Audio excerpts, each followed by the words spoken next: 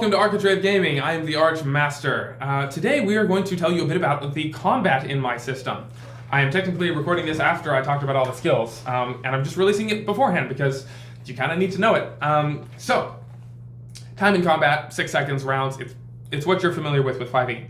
Actions in combat, instead of, I'm so glad to finally be telling you this, instead of action and bonus action and reaction and movement, I just have 4 actions. And no, these are not action points. I'm not using action points. They're not entirely interchangeable. You have your move action, your achieve action, which is essentially the thing you do with your arms on that turn, the thing that you do. You have your speak action, and you have your think action. Those are your 4 actions. When you take a reaction, you spend one of them. So you can move as a reaction. The reaction is not its own move. It's not its own action by itself. You take other actions as reactions. Anyway, you really only have to track your actions in combat. So in combat, if you're knocked prone, it takes a full action to stand up, right? When you're attacking someone, it takes your achieve action, right?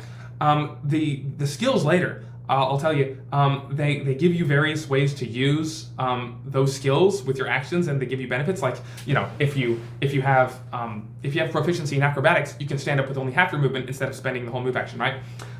So anyway, you have your 4 actions: your move action, achieve action, speak, and think.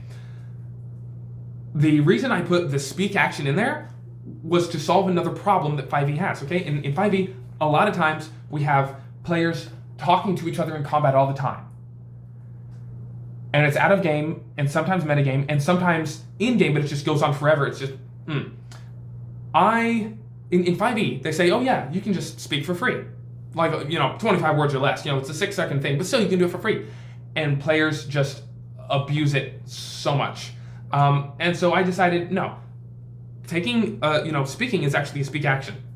It actually takes an action for your character to speak. You'll see later with skills and stuff, if you make a persuasion check, you can actually, you can benefit your allies. Part of the proficiency with persuasion is that you can give your ally like a bonus to their attack or a bonus to their AC, because you're like, hey buddy, watch out, right? You can spend a speak action to actually affect things in combat, but still it takes a full action. And if it makes combats go faster because you can use your speak actions to actually do useful things.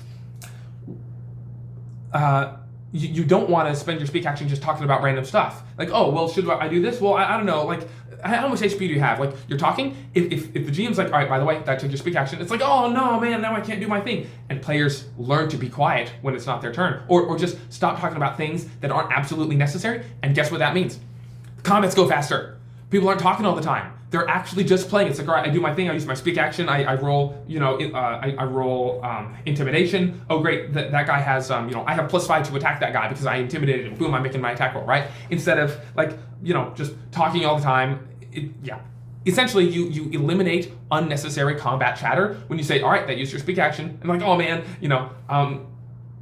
So, and then your think action. Your think action is used for intelligence skills. You'll see it in the future video. There are lots of intelligence skills, there are 10 of them, and they do a lot of things. Most of them help you in combat in some way or another. Not every combat with everyone, but most of them actually help in combat in one way or another. It's really cool.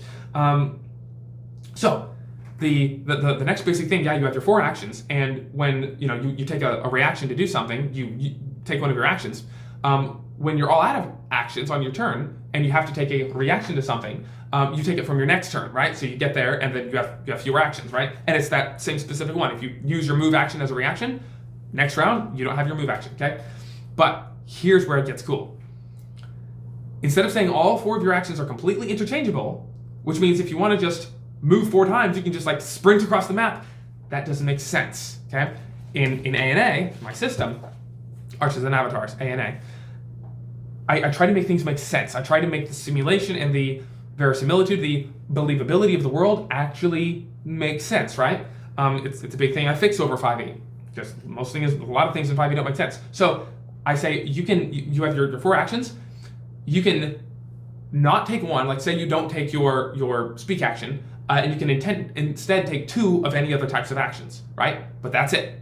You can trade one for another, and that's all. You can't take 2 move actions and then 2 achieve actions, because like most people would do that, and you can't take 3 of the same action.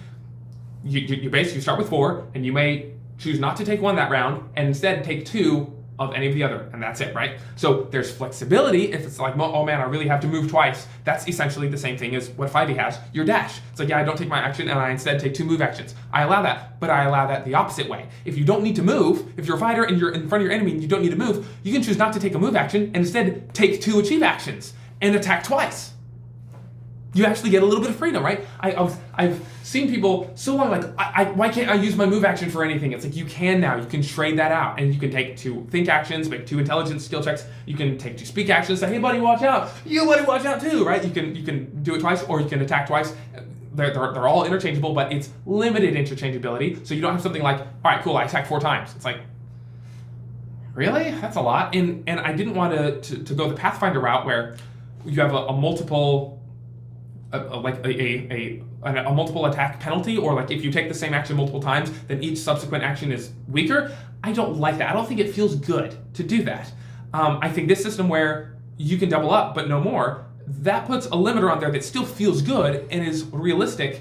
I think it works all around really well. Better than the Pathfinder thing, in my opinion, which is why I'm using this and not the Pathfinder action point system. So yeah.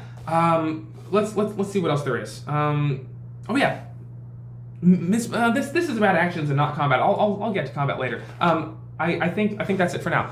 Thank you for watching. Thank you to my patron Jack McCarthy, and like and subscribe, feed the algorithm, all that stuff. I have a patron in the description for $5 a month. I need to slow down. Thanks for watching. God bless.